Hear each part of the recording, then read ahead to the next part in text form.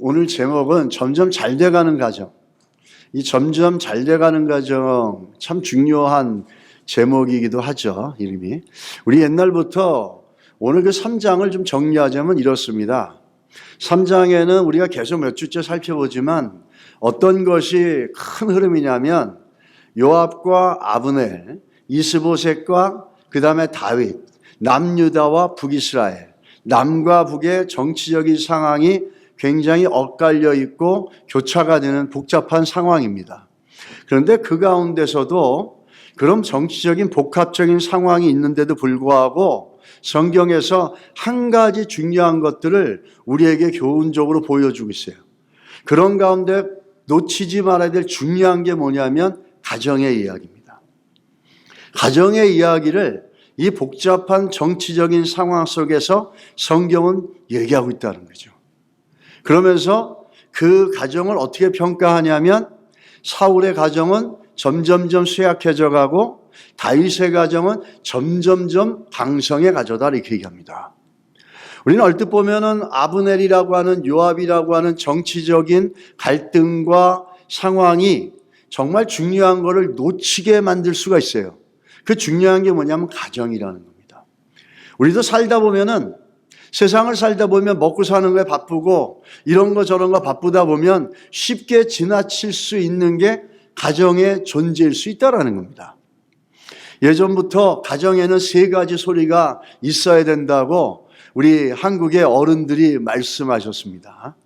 집에는 세 가지 소리가 있어야 된다 이럽니다. 첫 번째 뭐냐면 아이들의 울음소리예요.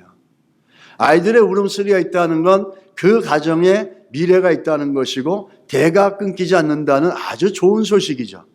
또 한 가지 소리는 뭐냐면 글 읽는 소리예요. 옛날에 한국 사람들이 글 읽을 때 소리를 내서 읽지 않습니까?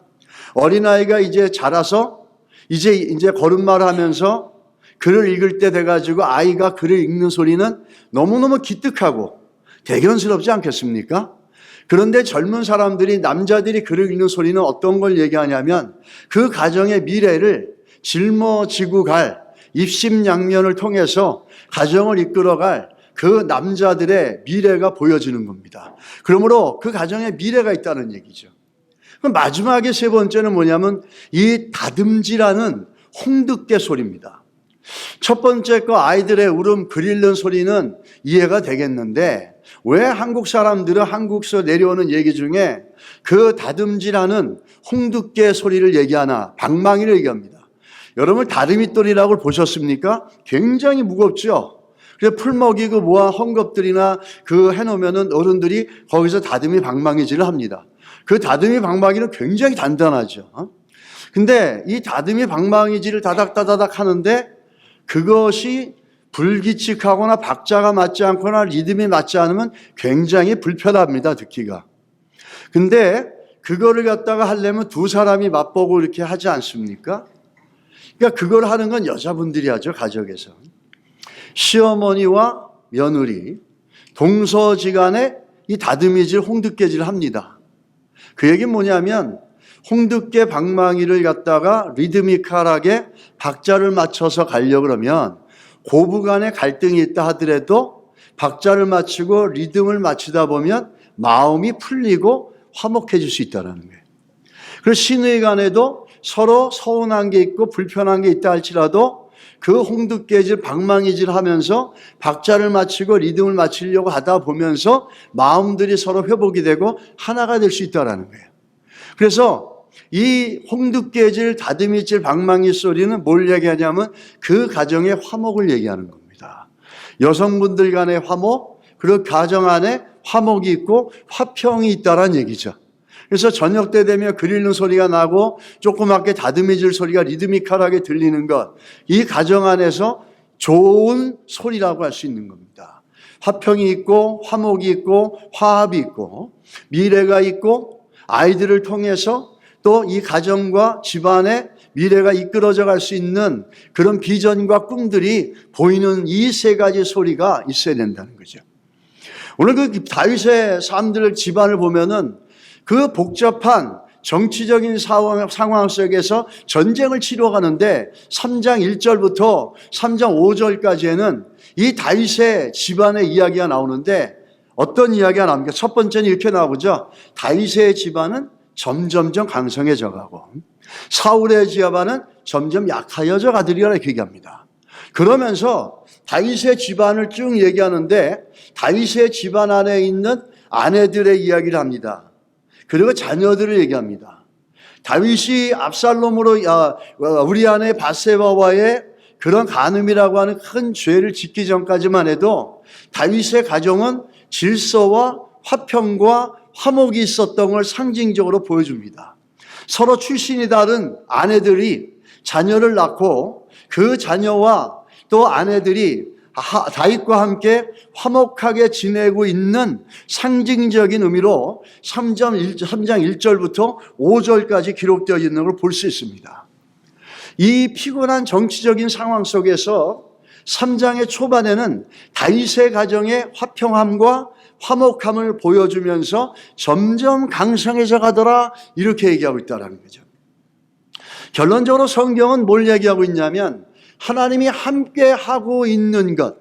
다윗을 얘기할 때 사무엘하 5장에 가서 보시면 뭐라고 얘기를 합니까? 다윗의 삶 가운데 하나님이 함께 계셨기 때문에 다윗이 점점 강성해 갔자 이렇게 얘기합니다. 하나님이 함께 하고 있다라는 것의 가장 첫 번째, 하나님이 함께 하심으로 인해서 나타나는 결과물이고 열매가 되는 가장 첫 번째 바로미터가 뭐냐면 가정이라는 겁니다.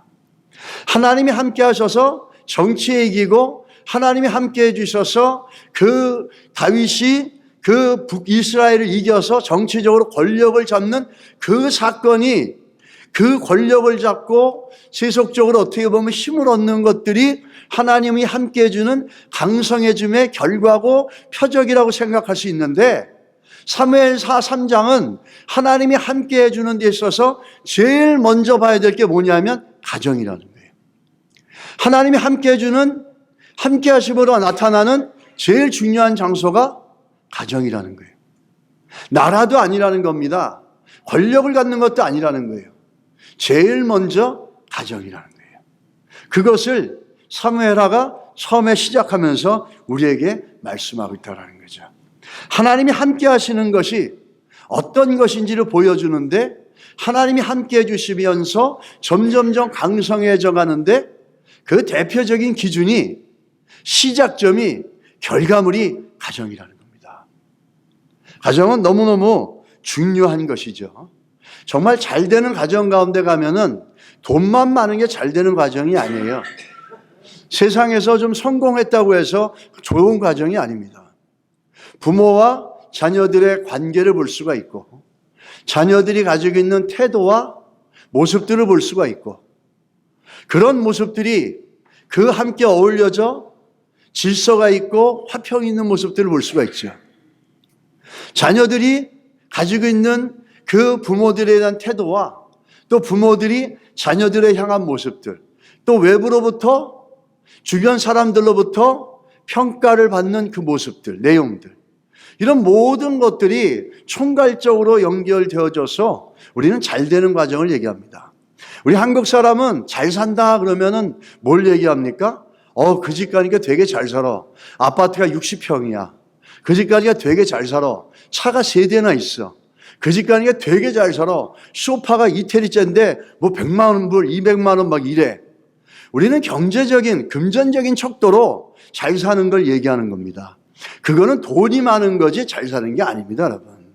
돈이 많은 거와 잘 사는 거는 다른 겁니다.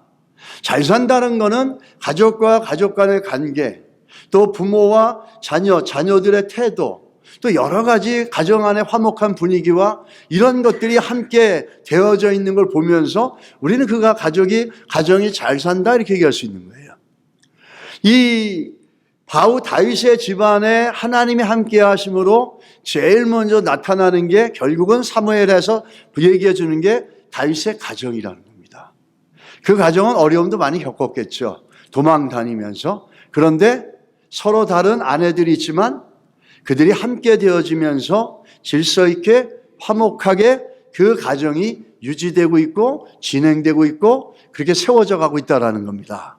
우리는 가정이라는 걸 볼 때, 세속적으로 볼 때 먼저 세상에서는 가족을 어떻게 정의하고 있는지를 좀 보겠습니다. 이 집가자라고는 한자가 있는데, 이 집가자를 통해서 보는 한자인데 두 가지 가족에 대한 정의가 있어요. 첫 번째 정의가 뭐냐면, 이 집가자를 풀어내면 저 간머리변이 나오죠. 저거는 지붕이에요. 저 간머리변에 뭐가 있냐면 저거 돼지 돈자입니다. 돼지가 있는 거예요. 이제 일반 세큘러 데피니션을 보게 되면 가정이라는 게 뭐냐면 집 안에 돼지가 있다. 집 안에서 일한다는 겁니다. 그래서 함께 일하는 경제적인 공동체를 얘기하는 게 가정이라고 얘기하고 있어요. 세상에서 얘기하는 가정은 뭐냐면 함께 일하고 함께 돈을 버는 거예요. 그래서 집가자 속에는 지붕이 있고 그 밑에 돼지가 있는데 돼지를 키워서 돈을 버는 겁니다. 또 돼지를 키워서 잡아먹기도 하는 거죠. 이런 경제적인 공동체로서 가정을 얘기하는 게 하나가 있고, 두 번째는 가정이라고 할 때 식구라 그럽니다. 먹을 식자의 입구자입니다. 함께 먹는 사람들이라 이런 뜻이에요. 가족을 얘기할 때 같이 밥을 먹고 같이 하루 세 끼를 먹는다는 얘기입니다. 두 가지 다 공통점이 뭐냐면 경제적인 것들에 기준을 두고 있다는 거예요. 먹는 것, 또 일하는 것. 이 두 가지에 초점을 두고 있는 게 가정의 데피니션입니다. 여러분들은 가정을 어떻게 생각하십니까? 어떤 정의를 갖고 계십니까? 모여서 와이프로부터 또 내가 버는 돈, 또 그래서 그걸 갖고 얼마나 잘 먹는 것, 그러므로 우리가 잘 산다라고 하는 정의를 갖고 계십니까? 그게 세큘러한 정의가 될 수도 있고 휴머니스틱하게 여러분들이 가지고 있는 인간적인 정의는 될 수는 있습니다. 그러나 성경이 말하는 정의는 그렇지가 않다는 거죠. 성경이 말하는 가장 먼저 정의는 시편 127편 1절입니다. 같이 한번 읽겠습니다. 여호와께서 집을 세우지 아니하시면 세우는 자의 수고가 헛되며 여호와께서 성을 지키지 아니하시면 파수꾼의 깨어 있음이 헛되도다. 성경이 말하는 가정의 개념은 제일 먼저 어떤 것을 얘기하고 있습니까? 하나님을 인정하는 가장 최초의 공동체가 가정이라는 거예요. 시편 127편 1절에 보면은 성이라고 하는 것은 나라가 될 수도 있고 한 사회가 될 수도 있습니다. 한 사회도 물론 어떻게 합니까? 하나님이 지키시지 않으면 아무런 수고와 노력의 결과가 없다라는 거예요. 그런데 한 나라와 한 사회를 얘기하기 전에 제일 먼저 얘기한 게 뭐냐면 집이에요. 집. 근데 이 집을 갖다 얘기할 때 뭘 얘기합니까? 이 집을 얘기할 때 제일 먼저 되는 전제 조건이 있어요. 여호와께서 집을 세우지 아니하시면, 하나님이 이 가정을 붙잡아 주시고 하나님께서 우리 가정을 세워주시지 않으면 내가 하는 모든 수고, 세우는 자의 수고가 헛되며 내가 하는 모든 수고가 헛된다는 겁니다. 그러므로 인해서 가정은, 성경이 말하는 가정은 하나님을 제일 먼저 인정하고 하나님을 제일 먼저 경외하는 시작점이 가정이라는 거예요. 이게 성경적인 가정이에요. 돈을 벌어서 이윤을 남기고 그 일을 하기 위해, 예전에 1차 농경시대 때는 사람의 숫자가 결국은 돈이었습니다. 자식을 많이 낳으면은 난 만큼 일을 할 수 있기 때문에 돈을, 경제적인 이익을 얻을 수가 있었어요. 그래서 가족의 개념은 경제적인 개념도 되고 또 때로는 군사적인 개념도 됐어요. 그 필요에 따라서 가족의 정의를 하죠. 근데 성경은 제일 먼저 뭐죠? 가정은 하나님을 인정하는 것이고 하나님을 경외함으로 시작되는 거예요. 그렇지 않으면 사람의 수고가 헛되다라고 얘기합니다. 한 사회가, 한 나라도 하나님을 경외하고 인정할 때 사람들의 땀 흘림과 사람들의 노력과 수고가 열매를 얻을 수 있다는 겁니다. 그래서 이 가정이 경제적인 공동체도 아니고 돈을 벌어서 밥을 먹는 그런 먹는 공동체도 아니고 성경이 말하는 가정의 시작은 하나님을 인정하고 하나님을 경외하는 최초의 공동체라는 거예요. 그게 가정이라는 겁니다. 우리는 이 가정에 대해서 좀 보는데 여기서 본문에 보면은 하나님이 집을 세우지 아니하면 헛되다 이렇게 하는 말씀이 있습니다. 그 다음 거 좀 넘겨주시면 헛되다는 건 샤베는 히브리어로 샤베라는 뜻인데 속이 비었다라는 거예요. 텅 빈 강정이라는 거예요. 우리 한국 사람들이 피부에 와닿는 거 있잖아요. 안고 없는 찐빵. 속이 텅텅 비어 있는 거예요. 아무 의미가 없다라는 거예요. 하나님이 세우지 않으면, 하나님을 인정하지 않으면, 하나님을 경외하는 가정이 아니면 우리가 아무리 뭘 하더라도 속이 텅텅 빈 수습관 같고 속이 텅텅 빈 안고 없는 찐빵같이 아무 의미가 없다라는 거예요. 또 가정이라는 의미는 어떤 개념? 바이트라는 의미를 갖고 있는데 이 바이트가 가정이라는 의미도 있지만은 또 한 가지는 뭐죠? 하나님의 임재가 계신 성전을 얘기하는 겁니다. 그래서 가정을 성경은 뭐라고 얘기하냐면 하나님을 인정하고 하나님을 경외하는 하나님을 예배하는 가장 최소의 공동체가 가정이라는 거예요. 이게 가정의 시작이라는 거죠. 우리는 이 가정이라는 것 기억하면서 한 가지를 기억할 것, 요즘에는 이 세상이 이 가정이라는 것들을 계속해서 무너뜨리려고 하는 너무너무 무서운 일들이 많이 있지 않습니까? 교육 속에도 있고 사회 속에도 있고 일명 PC라고 하는 게 있죠. Political Correctness라고 그래서 이 정치적으로 맞아야 그게 그 사회 속에서 입증이 되는 거고 Political Incorrectness는 그렇게 되면 캔슬 문화에 빠져버립니다. 그 사회 정착을 못하는 거죠. 여러분, 가정은 전제가 뭐죠? 남자와 남자가 만나는 게 아닙니다. 가정은 여자와 여자가 만나는 게 아닙니다. 가정은 남자와 여자가 남자가 만나는 겁니다. 결혼은 남자와 남자가 만나는 게 아닙니다. 여자와 여자가 만나는 게 아닙니다. 남자와 여자와 남자가 만나는 게 결혼입니다. 요즘은 이런 기본적인 개념들이 다 깨어지지 않습니까? 우리는 먼저 그 기초적인 하나님 만드신 창조의 첫 번째 원리인 이 가정의 기초적인 개념 분명하게 알고 있어야 되고 자녀들에게 가르쳐야 될 줄 믿습니다. 안 그러면 제일 중요한 가정의 기초 개념들이 무너지면 그게 어떻게 하나님을 경외하는 장소가 될 수 있고 그 가정의 기초적인 개념이 무너지면 그게 어떻게 하나님을 인정하는 곳이 될 수 있겠습니까? 그런 가정 속에 어떤 미래가 있겠습니까? 이 가정이라고 하는 건 하나님께서 인정받고 싶고 존귀함 받고 싶은 최소의 공동체가 가정이라는 거예요. 우리는 이 사실을 좀 기억하고 더 깊이 인식해 가야 될 줄 믿습니다. 쉽게 말하면 하나님을 제일 먼저 예배하는 장소가 우리 가정이라는 거죠. 그래서 이게 다른 말로 말하면 우리 가정 안에서 우리 가정의 가장, 우리 가정의 호주가 누구이냐라는 겁니다. 여러분의 가정의 호주는 누구십니까? 아빠입니까? 아니면 엄마나 아빠 중에서 월급 더 많이 받고 돈을 더 많이 받는 사람이 호주입니까? 여러분은 그러면 집가짜라고 쓸 한자 그 개념 안에 그냥 붙잡혀 있는 거예요. 먹는 거, 돈 버는 것들로 가정의 개념을 딱 규정시켜버리는 거죠. 얼마나 그게 초라한 개념인지 여러분 아셔야 됩니다. 가정은 우리의 가정의 가장 호주는 누가 돼야 됩니까? 시편 127편 1편을 기점으로 해서 우리가 고백해야 될 것은 하나님이십니다. 그분이 우리 가정의 가장이시고 그분이 우리 가정의 호주시고 그분이 원하는 대로 우리의 가정이 세워져 가고 그분이 원하는 대로 우리의 가정은 순종해 갑니다라고 하는 고백이 있을 때 그게 크리스찬 가정이고 믿는 성도의 부모들의 모습이에요.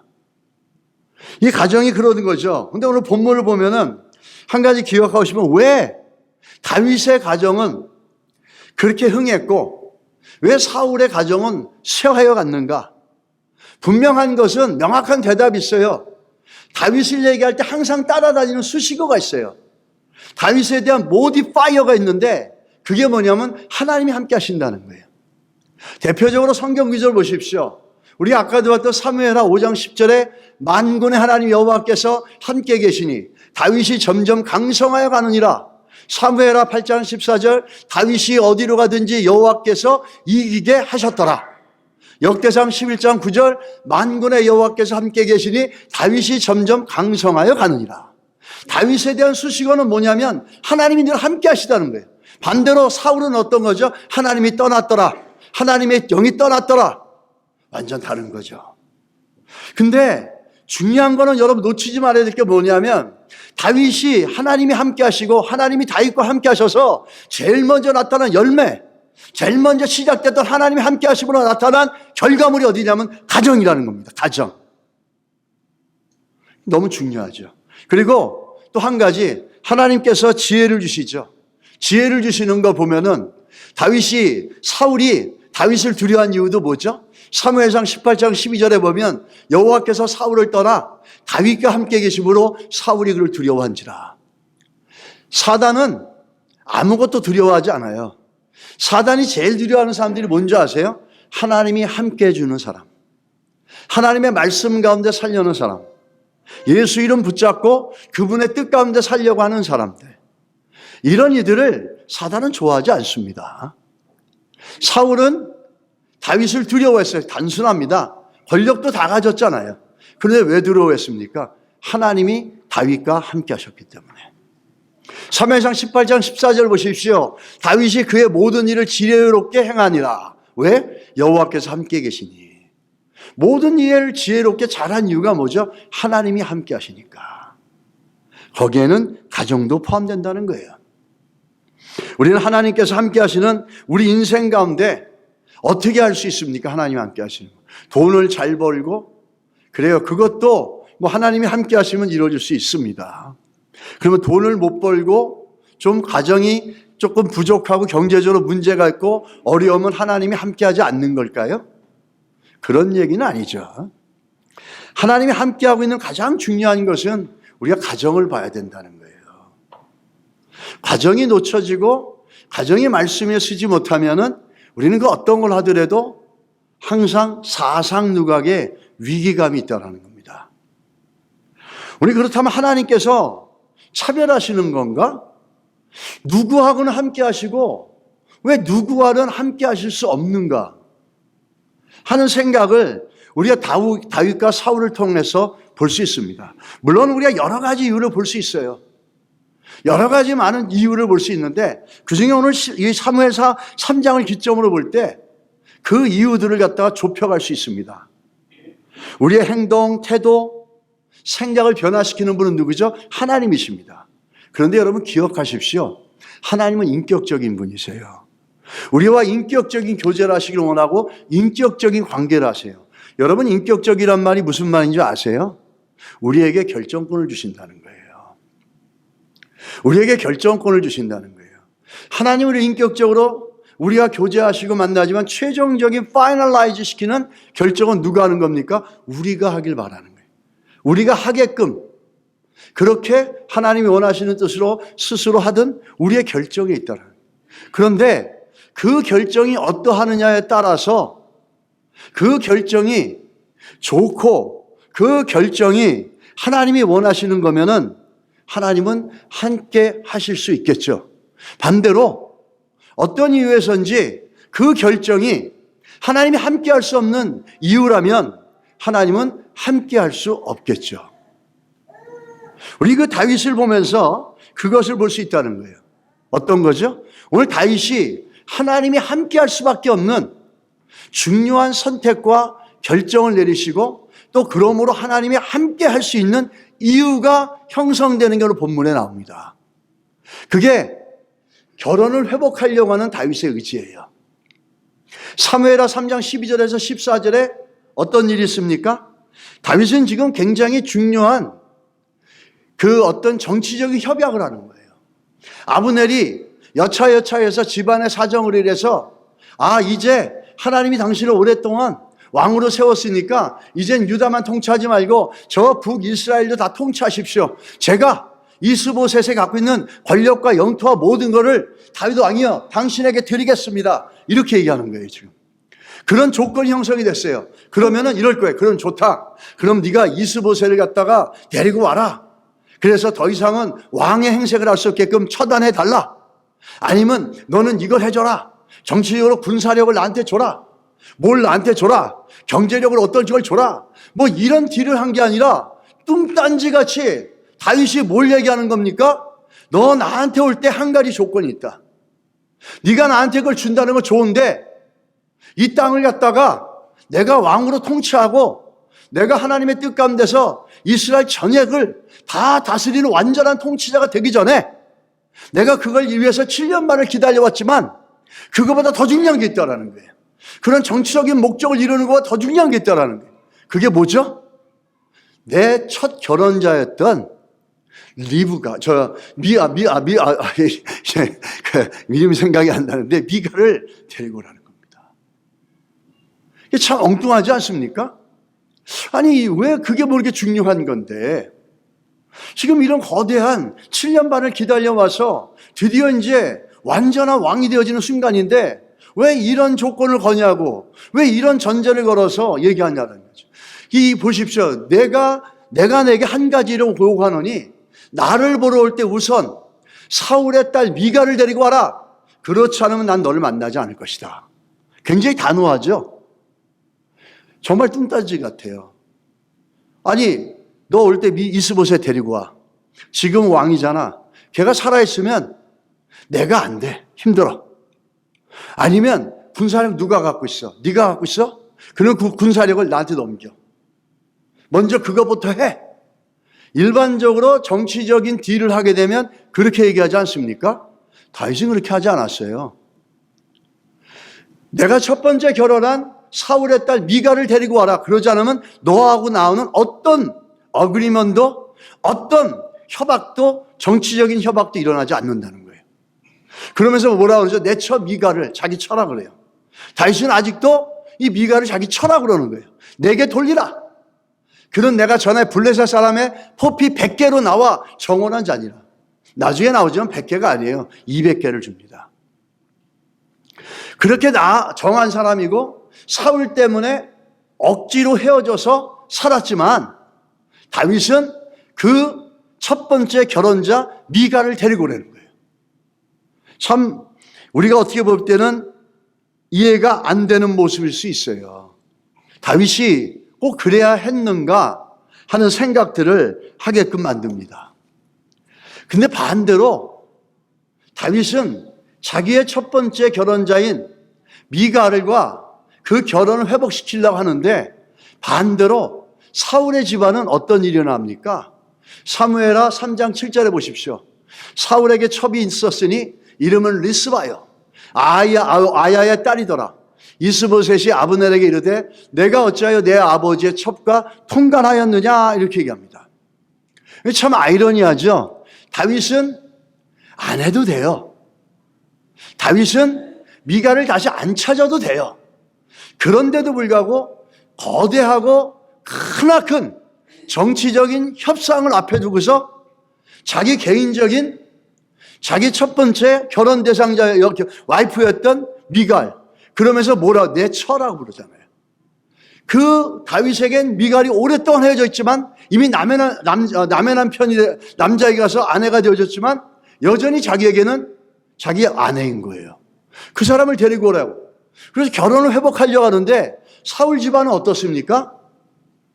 이 사울의 첩 누가 이와 총간하냐면 이 아브넬은 친척지간입니다. 사울과 이 아브넬은 친척지간이고 이 아브넬의 아버지가 사울에겐 삼촌이에요. 그런데 그 첩을 자기 사울이 죽었다고 거기서 통간을 하는 겁니다. 우리는 여기서 뭘 볼 수 있습니까? 사울의 집안의 가정에 대한 순수함과 순결함과 거룩함은 다 무너졌다는 거예요. 가정에 대한 거룩한 도덕적, 윤리적 하나님의 개념을 하나님께서 만들어준 가정의 개념은 그거는 상위 개념이에요.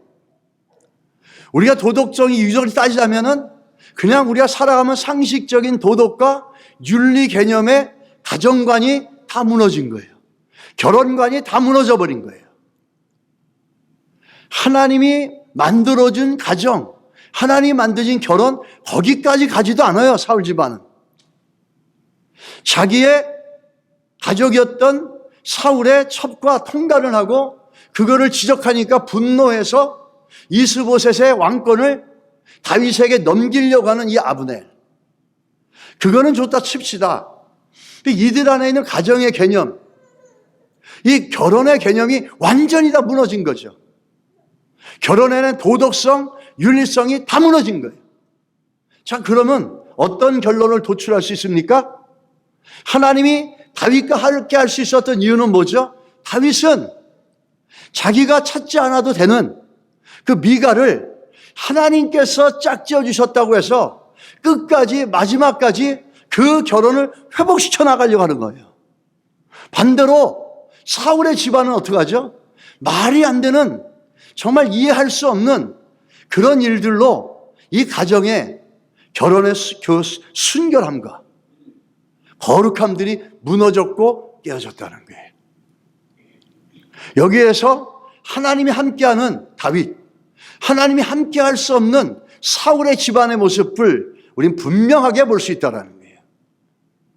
그래서 이 사무엘상 3장을 읽으면서 한 가지 우리가 기억할 것은 아브넬과 요압의 싸움만 아니라, 그것만 보는 게 아니라 하나님이 함께하는 사람, 하나님이 함께할 수 없는 그 사람의 기준이 어디 있냐면 가정에 있다는 걸 잊어버리면 안 된다는 겁니다. 우리가 지켜야 될 그 어떤 것보다도 소중한 건 뭐죠? 가정이라는 거예요. 하나님 한번 짝지어 주신 자들과의 결혼의 거룩함과 순결함을 지켜가야 된다는 거죠. 그것이 완전히 사울 집안은 무너진 거예요. 그런 가정의 개념이 무너지고 가정의 개념이 쓰러져 있는 사울의 집안에는 하나님이 함께할 수 없었다라는 겁니다. 아무리 권력을 가졌으면 뭐합니까? 가정이 그렇게 무너져 있는데, 가정이 죄악으로 덮여져 있는데, 가정의 가장 기초적이고 기본적인 고백들이 다 무너졌는데 어떻게 나라를 다스릴 수 있겠습니까? 우리는 이 차이점을 분명하게 기억했으면 좋겠습니다. 그리고 또 한 가지, 다윗은 왜 그랬을까? 사람들이 이렇게 얘기합니다. 한 나라가 통일되는 엄청난 사건 앞에 있는데 왜 다윗은 첫 번째 부인을 첫 결혼한 미갈을 데리고 오라고 했을까? 한 두 가지의 큰 메이저 오피니언이 있는데, 인터프리테이션인데, 첫 번째 뭐냐면 다윗이 여자에 대한 욕심이 많았다, 이렇게 얘기합니다. 여자에 대한 욕심이 많아서 우리가 잘 아는 것처럼 그 과부가 된 아비가일도 남의 부인이었지만, 남의 부인이 아니죠, 죽었죠. 데리고 왔고, 또 지금의 이 부인도 표피 100개만 주라 그랬는데, 그렇게 했는데 좀 이따 우리가 얘기했지만 200개를 줘가지고 결혼한 사람이에요, 이 사람은. 그러니까 아니 그렇게 와이프가 있는데도 여자가 더 필요했나? 사실 한 사람하고 사는 것도 너무 힘들지 않습니까? 근데 이렇게 많이 할 수 있을까? 이해가 안 돼요. 정말 이해가 안 되죠? 그런데 그런 소탐대실이라는 거 있잖아요. 이런 자기 개인적인 욕구 때문에 나라의 국사와 국군의 미래를 망쳐버릴 수 없지 않습니까? 만약에 이렇게 자기 개인적인 욕구와 욕망을 따라갔다면 성경은 다윗을 저렇게 표현하지 않았을 거예요. 사도행전 13장 22절에 뭐라고 나왔습니까? 같이 한번 읽겠습니다. 패하시고 다윗을 왕으로 세우시고 증거하여 가라사대 내가 이새의 아들 다윗을 만나니 내 마음에 합한 사람이라 내 뜻을 다 이루게 하리라 하시더니, 만약에 자기의 욕구와 욕망을 따라갔다면은 성경은 다윗을 저렇게 얘기하지 않았어요. 다윗을 얘기할 때 두 개를 얘기하지 않습니까? 내 마음에 합한 사람이라 이렇게 얘기합니다. 만약에 우리의 욕구와 욕망을 따라갔다면 하나님께서 내 마음에 합한 사람이라 얘기할 수 있겠습니까? 아니죠. 왜? 하나님의 뜻대로만 살았잖아요. 내 자식이 있는데 내 생각하고 늘 다르게 가요. 그러면 자식이라도 내 마음에 합하다고 그럴 수 있겠습니까? 아니죠. 주고 싶은 것도 안 주고 싶겠지. 왜? 내 뜻대로 안 살아주니까. 근데 지금 하나님께서 뭐라고 얘기하냐면 사도행전에 이렇게 얘기하는 거예요. 내 마음에 합하다 다윗은. 왜? 내 뜻대로 살았기 때문에. 그러니까 이 여인을 부른 게 개인의 욕구와 욕망 때문에 미갈을 다시 찾은 게 아니라는 얘기입니다. 그게 첫 번째 설이고, 우리가 또 두 번째 보게 되면 어떤 설이 있냐면, 다윗이 사울의 딸 미갈을 다시 재결합한 건 정치적인 이익을 위한 것이다, 이렇게 얘기합니다. 왜 그러죠? 남유다가 북이스라엘 있으면은 저기 지금 그 마하나임의 이스보셋이 있지 않습니까? 여기는 지금 헤브론에 다윗이 있어요. 요거는 유다를 중심으로 하는 거예요. 여기가 훨씬 더 큽니다. 그러다 보니까 다윗이 정치적으로 사울의 딸을 갖다 다시 재결합을 하면은 이 사람들의 마음을 얻고 통치하고 왕으로 다스려가는데 정치적으로 너무너무 수월하기 때문에 그렇게 했다라고 얘기를 합니다. 만약에 이런 다윗이 그런 정치적인 목적을 이루기 위해서 했다면 성경에서 말하는 다윗에 대한 이런 평가는 존재할 수가 없어요. 뭐죠? 똑같이 얘기하는 겁니다. 사도행전에. 같은 본문에 두 번 얘기하는 거예요. 사도행전 13장 36절에 뭐라 그럽니까? 다시 같이 읽겠습니다. 다윗은 당시에 하나님의 뜻을 따라 섬기자다가 잠들어. 어떻게 하죠? 죽을 때까지 하나님의 뜻만 생각했다는 거예요. 죽을 때까지 하나님의 뜻만 생각하다가 하나님의 뜻을 이루다가 이루어가면서 그리고 그는 잠들었다, 이렇게 얘기합니다. 다윗은 자기의 욕구와 욕망을 이루는 데 관심이 없었고 정치적인 목적을 이루는 데 관심이 없었고 다윗의 유일한 뜻은 뭐냐면 하나님의 뜻이었다는 거예요. 하나님의 뜻을 이루고 하나님의 뜻을 따라가고 죽을 때까지, 죽는 순간까지도 섬기다가 잠들다, 이렇게 했어요. 뭘 섬기다가요? 하나님의 뜻을 섬기다가. 그랬는데 정치적인 목적을 위해서 그렇게 했습니까? 개인적인 욕망을 채우기 위해서 결혼했던 미갈을 또 데리고 오겠습니까? 그렇지 않아요. 왠지 아세요? 다윗과 미갈은 그렇게 좋은 관계가 아니었어요. 첫 번째, 다윗이 미갈과 결혼하게 된 거는 그 사울의 정치적인 목적 때문이었어요. 다윗을 가까이에 두고서 어떤 순간이든지 다윗을 쳐서 죽이려고 하는 이 사울의 정치적인 음모와 모략이 깔려 있었던 거예요. 그러니까 이 결혼은 시작부터 불순했다라는 거예요. 순수한 동기가 아니었다라는 거예요. 그래가지고 뭘 요구했냐면 사울이 이렇게 얘기합니다. 가서 블레셋에 가서 포피 100장만 가지고 와라. 그러면 내가 내 딸을 주겠다. 그 얘기는 뭐죠? 그 100장을 구하는 게 쉬운 일이 아니거든요. 블레셋 땅은 적군의 땅이에요. 그러면 그 들어가서 100장을 구하다 보면 다윗은 죽을 확률이 굉장히 크다는 거죠. 그렇게 사지로 몰아넣으면서 결혼을 미끼를 삼아서 다윗을 사지로 몰아넣었던 게 사울의 정치적인 목적이고 이 결혼을 시키려고 하는 사울의 목적이었다라는 거예요. 그런데 어떻게 됐습니까? 100장이 아니라 다윗은 거기 들어가서 블레셋을 다 깨고 200장을 가져온 거예요. 그래서 포피 200장을 주면서 미갈을 아내로 맞아들인 겁니다. 두 번째로 보면 또 동일한 얘기지만 순수한 결혼이 아니었다라는 거예요. 결혼의 의도가 항상 뭐였습니까? 신부인 사울이 근본적으로 다윗을 죽이기 위해서 그 옆에 붙잡아 두려고 했던 거란 말이죠. 그 세 번째는 사울로 인해서 억지로 헤어지게 됩니다. 얼마 동안인지 몰라도 광야 생활을 하면서 10년에서 15년 동안은 다윗과 이 미갈은 만나지 못했어요. 사울은 어떻게 했어요? 그 중간에 그 민타임에 자기의 딸 미갈을 다른 남자한테 줍니다. 다윗은 도망자의 삶을 살고 쫓겨다니는 자의 삶을 살았습니다. 억지로 헤어져 있었고 도저히 만날 수가 없었어요. 그리고 또 미갈은 다윗이 예배 드릴 때 너무 기뻐서 벗기가 들어도 기쁘니까 바지가 내려가는 걸 모르고 하나님 앞에 정말 덩실덩실 춤을 췄는데 그걸 보고 다윗을 비난했던 사람이에요. 이 사울로 인해서 헤어졌고 다윗과 객관적으로 보게 되면 미갈이 좋은 관계는 아니었다라는 거예요.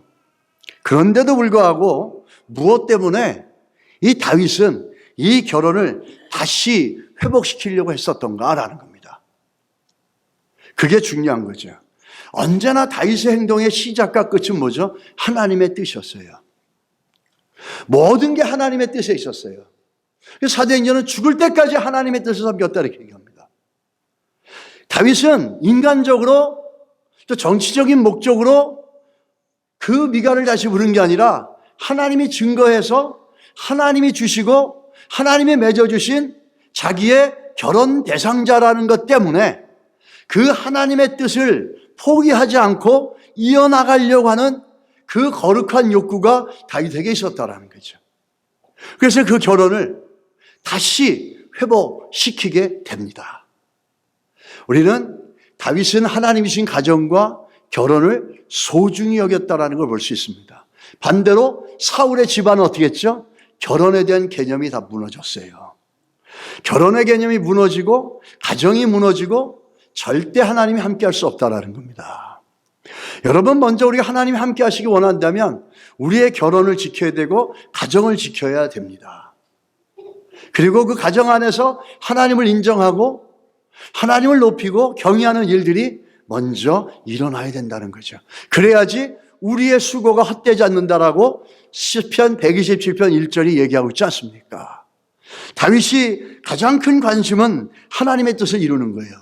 보십시오. 사도행전 13장 22절에 내 마음에 합한 사람이라 내 뜻을 다 이루고, 사도행전 14장 36절에 다윗은 당시에 하나님의 뜻을 따라 섬기다 잠들다.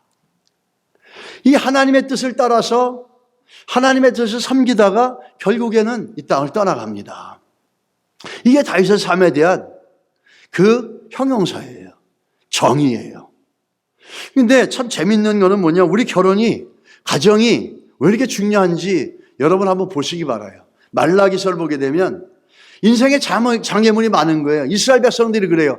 하나님, 왜 이렇게 많은 문제가 내 인생 가운데 있습니까? Why do I have so many trouble in my life? 그 이유가 뭡니까? 이렇게 물어보니까 말라기서 2장 14절에 뭐라 그럽니까? 너희는 이르기를 어찌 됨이니까 하는도다. 그게 왜 우리 이렇게 문제가 많아요? 왜 이렇게 우리들에게 문제를 많이 주세요? 내가 하나님의 자녀인데. 이렇게 지금 하나님 앞에 반박하고 나서는 게 이스라엘 백성들이. 네가 그렇게 얘기했니? 그 이유를 알려주마. 너와 내가 어려서 맞이한 아내 사이에 여호와께서 증인이 되시기 때문이다. 뭐죠? 결혼은 하나님의 증인이 되시고 하나님이 허락하셨다라는 거예요. 그런데 그는 내 짝이요 너와 서약한 아내로 돼. 결혼은 서약이라고 얘기합니다. 여러분, 결혼을 너무 센치하고 로맨틱하게 생각하지 마세요. 사랑하지 않으면 우리 살 수 없다. 사랑이 끝나면 헤어지자. 이게 싸구려 저 삼류 소설에 나오는 그런 얘기들이 우리가 굉장히 맞는 것 같지만 결혼은 사랑으로 사는 게 아니라 서약으로 사는 겁니다. 결혼은 하나님 앞에서 하나님이 주신 계약으로 사는 거예요. 그래서 좋아도 또 슬퍼도 힘들어도 참으며 이해하려고 하면서 하나님 앞에 기도하며 나가는 거예요.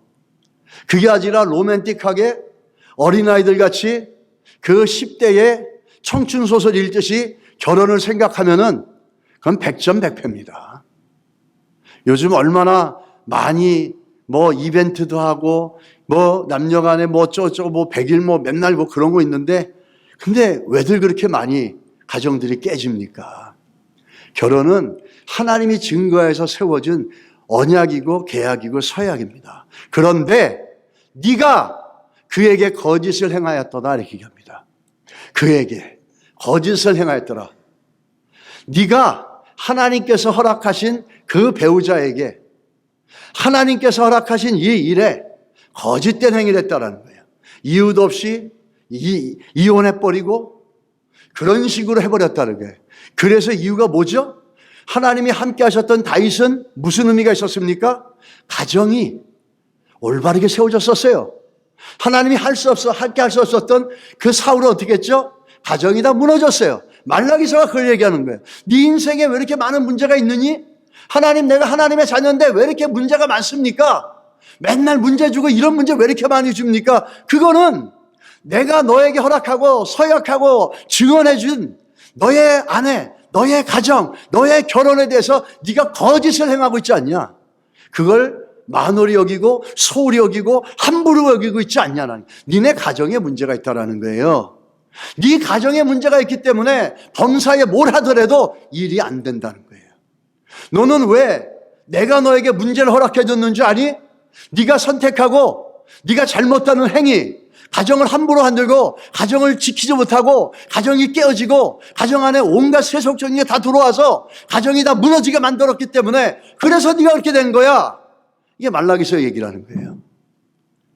가정은 여러분 하나님 축복해 주세요. 이 기도하기 전에 하나님 우리 가정이 하나님을 경외하고 하나님을 인정하는 가정이 될 수 있도록 먼저 우리 가정 안에 하나님을 경외하고 신뢰하는 믿음으로 자녀와 자녀 또 부부 간에 부모와 자녀 간에 그런 믿음의 공동체로 먼저 세워주십시오라는 기도가 있어야 되고 고백이 먼저 있길 주의를 축원합니다. 그래야지 하나님 우리 함께 하시는 거죠. 그래야지 하나님께서 주시는 은혜와 복이 있다라는 거예요. 오늘 그걸 보면서 이 워렌 미국의 워렌 워스비 목사님이 당신의 기도가 응답받지 못하는 이유를 아십니까? 이걸 세 가지로 정리해 놓으셨어요. 다른 건 다 차지하더라도 네 가지 중에서 첫 번째는 삶 속에 나의 죄를 알고 있지만 회개하지 않는가. 오직 자기만을 위해서 하는 이기적인 셀피시한 기도. 세 번째가 뭔지합니까? 가정에서의 불일치예요. 참 중요하죠. 가정에서의 불일치라는 거예요. 이 가정에서의 불일치가 뭐가 있을까요? 아내와 남편, 부모와 자녀 간의 불일치가 있는 거예요. 하나가 되지 않는 거죠. 일관성이지가 않는 거죠. 그럼 마지막에는 하나님의 말씀을 받아들이지 않는 태도라는 겁니다. 우리가 아무리 집을 세우려고 그러고 아무리 수고하려고 해도 시편 120편 7편 1편이 얘기하는 것 1절에 얘기하는 것은 뭐죠? 여호와께서 세우지 아니하시면 우리의 수고가 헛되다 그랬거든요. 이 하나님을 인정하는 그런 신앙이 자녀 교육 안에도 동일하게 흘러가야 된다는 겁니다. 이게 불일치가 될 때 내가 신앙의 부모라고 얘기하는데 자녀들에게 가르치고 자녀들에게 보여주는 가치관, 자녀들에게 알려주는 세계관, 자녀들이 세상을 볼 수 있는 안목은 내가 가지고 있는 신앙과 성경과 아무 상관없고 때로는 반한 것들일 때가 있다는 거죠. 그래서 이게 가정 안에 일치됨이 있어야 되는데 시편 127편 3편에 뭐라 그럽니까? 보라, 자식들은 여호와의 기업이요 태의 열매는 그의 상급이로다 이렇게 얘기합니다. 여기서 기업에 해당되는 말은 나할라라는 그 히브리어인데 유산이라는 거예요. 이네리턴스라는 거예요. 하나님의 유산이고 유업이라는 거예요. 그 말은 뭐죠? 하나님의 뜻대로 자녀를 양육해야 된다는 거예요. 우리가 신앙의 부모로서 가장 큰 문제가 뭐냐면 내가 믿고 있는 신앙과 자녀를 양육하는 그 양육의 내용과 방향이 일치하지 않는다는 거예요. 거기에서부터 문제가 된다는 거죠. 하나님이 함께하는 가정이 되려면은 하나님이 함께하는 인생이 되고 다윗과 같이 점점 강성해져 가고 복되져 가는 가정이 되려면 우리의 신앙을 똑바로 갖고 자녀들에게 동일한 신앙의 가치를 가르쳐야 될 줄 믿습니다. 여기서 불일치가 되고 여기서 디스어그리먼이 나오면은 우린 그때부터 우리의 기도가 응답되지 않는다는 그 워렌 워스비 목사님의 내용처럼 그런 위험과 위기에 맞이할 수 있다는 거죠. 말라기서가 얘기하는 것처럼 하나님의 우리에게 so many 트러블을 주셨습니까? 넌 네 가정이 깨졌잖아. 네 가정을 네가 함부로 했고 네 가정이 다 죄로 덮여져 있고 죄 다 무너졌잖아. 그런데 네 인생에 문제가 안 일어날 수 있겠냐? 사회도 국가도 마찬가지입니다. 가정 안에 하나님이 만드신 가정의 기본적인 원리와 질서가 세워지지 않고 인정되지 않으면 그 사회는 혼돈과 무질서와 문제 속에 살아갈 수밖에 없다는 거예요. 가정도 마찬가지라는 거예요. 특별히 불일치가 돼서는 안 돼요. 내가 믿고 있는 신앙, 내가 정말 똑바로 믿고 있다면은 그 신앙과 자녀들을 양육하는 게 일치가 돼야 된다는 겁니다. 어떤 거는 그렇고 어떤 거는 세속적인 걸로 가르치면 안 된다는 거죠. 우리가 항상 자녀들한테 가르쳐야 될 심플한 개념이 있어요. 그게 뭐냐면 어떤 걸 판단할 때 이게 is it biblically correct? 이게 성경적으로 옳으냐? 세상은 뭐라 그러죠? politically correct, incorrect이라 그러죠. 우리는 뭐라 그러죠? 이게 biblically correct이냐? 이게 성경적으로 맞느냐?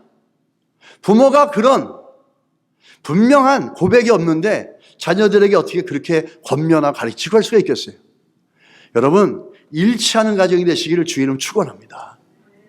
신앙의 가치와 하나님을 경외하는 것들과 그 가르침의 내용들이 일치해 가야 됩니다. 어느 목사님의 간증을 들었는데 이 목사님에게 친구가 있었어요. 근데 이 목사님의 친구는 어떤 분이었냐? 아버님이 전라북도의 조그만 면의 면장님이셨어요. 그런데 이 자녀들 교육 때문에 대전으로 이사를 온 거예요. 그래서 이 목사님의 친구는 젊을 때부터 이 목사님과 같은 교회를 이제 다닌 겁니다. 다니기 시작했는데 이 목사님의 친구의 부모님들은 특이한 게 주중에는 전라북도에 가서 일을 하세요. 그리고 주말이면은 그 교회로 오시는 거예요. 아버님이 장로님이셨는데 어릴 때부터 아이들에게 항상 뭘 가르쳤냐면 성경을 암송하는 걸 가르쳤어요. 그리고 부모님의 권위에 순종하고 부모님이 얘기하면 예라고 대답할 수 있게끔 그렇게 교육을 하고 훈련을 시킨 거예요. 그렇게 해가지고 자녀들을 오남매를 갖다가 양육을 하고 키웠는데 한 가지 특징은 이 오남매들이 정말 말씀과 또 신앙과 부모님에게 너무너무 효자인 거예요. 이 5명이 나중에 지금은 뭐 원사들이 많지만은 너무너무 한 사람들 곁으로 나가지 않고 곁길로 나가지 않고 너무너무 잘 된 거예요. 의사가 나오고 교수가 되고 대전에서 제일 큰 교회 모 교회 사모님이 되시고 선교사님 되고 대기업의 간부가 되었다는 겁니다. 이런 사회적인 높은 신분이 자랑거리가 아니라 이분들은 이 오남매가 지금도 모이면은 너무나 밝고 거기에서 부모님들의 올바른 양육과 교육을 통해서 자라왔던 결과물로 너무너무 화목하고 화평하고 무엇보다도 오남매가 늘 포커스를 맞추는 게 뭐냐면 하나님의 뜻과 하나님의 의와 하나님의 영광이었던 거예요. 그게 부모님이 늘 가르쳤다는 거죠. 이게 하나님의 영광을 위한 것이냐? 너의 영광을 위한 것이냐? 그래서 오남매가 지금도 하나님의 영광과 하나님의 원하시는 일이라면 언제든지 하나가 되어져서 오남매가 정말 열심히 그 일을 섬기고 있다는 겁니다. 하나님 앞에서 하나님을 인정하면서 일관되고 일치되어지는 가정의 교육들, 신앙의 교육들, 여러분의 자녀들의 미래를 밝게 만드실 겁니다. 그리고 여러분들은 잠시 그것을 가르치는데 조금 어렵고 힘들지 몰라도 그 가르쳐 놓으면 그 이후에 하나님이 여러분들에게 주시는 높여주심은 이루 말할 수 없을 겁니다. 일치하는 가정이 되시기를 주의 이름 축원합니다. 반대로 신앙의 가치를 무시한 가정이 있어요. 우리가 현존한 집안 중에 잘 자주 얘기하지만 가장 흥했던 가정이 케네디 집안입니다. 그렇지만 가장 비극적인 종말을 맞은 가정도 이 케네디 집안이에요. 케네디 집안의 저주라는 말이 있지 않습니까? 이 케네디 대통령에게는 5남이녀가 있었어요. 근데 큰형 조셉은 2차 대전 때 29살의 나이로 시신도 못 찾고 죽었습니다. 누나 로즈메리는 태어나서 뇌수술 실패로 평생 동안 병원 신세를 졌고 케네디 대통령은 46살에 요 달라스에서 암살을 당하죠. 그리고 여동생은 28살에 비행기 추락사를 당했습니다. 동생 패트릭은 조산으로 죽었습니다. 동생 로버트 42세는 암살당하고 막내 동생 에드워드는 69년에 여비소와 함께 강물속에 빠져다가 겨우겨우 구사일생으로 건져져 살았습니다. 그리고 케네디 대통령의 동생 로버트 케네디에게 2 아들이 있었는데 데이빗은 약물 과용으로 죽었고 둘째 마이클은 스키 타다가 나무에 충돌해서 죽었습니다. 여러분, 세계인들의 부러움을 받고 세계인들의 어떤 질투의 대상이었던 이렇게 유명한 케네디가, 그래서 일간은 이런 얘기합니다. 미국의 역사 속에서 청소년의 비행과 비리가 가장 많아지기 시작한 때가 언제인 줄 아십니까? 케네디 대통령이 되어져서 at the pole, 우리가 학교의 개항대 앞에서 기도하자. 기도하는 공공원 자리에서 기도하는 걸 빼버리고 공식적인 자리에서 하나님의 이름을 드러내고 성경적인 하나님의 이름을 드러내는 것을 제거하는 그때부터 청소년의 비행과 범죄는 미국 안에 급증해 올라갔습니다. 그뿐만 아니라 정해져 있는 정설은 아니지만 우리가 다 듣고 있고 다 알고 있는 루머가 어떤 겁니까? 그렇게 미국인들의 신앙을 흔들고 하나님을 경외하는 것을 무너뜨리고 공식적인 자리에서 공립학교에서 기도하는 걸 빼고 하나님의 이름을 드러내는 걸 빼버린 그 결과물로 인해서 케네디 가부는 그렇게 되어졌다는 얘기가 있습니다. 이 소문이 딱히 아니다라고 얘기할 수도 없습니다. 여러분, 우리가 하나님 앞에 하나님을 경외하는 그것을 우리 자녀들에게 일관되게 가르쳐 나갈 수 있다면 우리 삶 가운데 하나님이 함께 하시는 엄청난 은혜와 복이 있을 줄 믿습니다. 우리 같이 한번 그 다음 보시고 말씀 마치겠습니다. 가정은 하나님이 함께 하심을 보여주는 중요한 시작이자 결과입니다. 아멘이십니까? 잘 돼가는 가정이 되시기를 예수 이름으로 축원합니다.